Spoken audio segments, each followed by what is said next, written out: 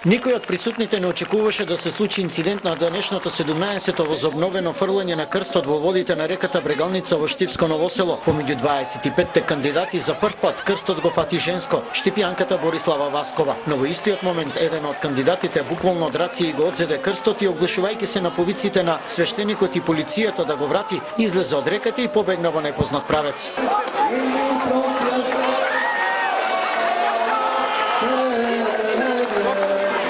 Ама сега може да се кажува сега ти на мене. Значи оно си го фана крсто, вие рипнате земата и го врни го крсто тука се.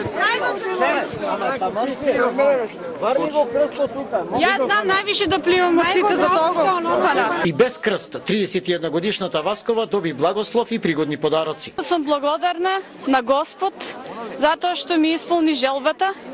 Се фрлив за здравје и спасение, тој ми даде многу повеќе. Свештениците најостро го осудија недоличното однесување на момчето кој го украде крстот. Митрополитот господин Иларион возража. Тоа уште не сум запознен, откако ќе дознам ќе размислам како е. Бидејќи од црква дојдовме право тука.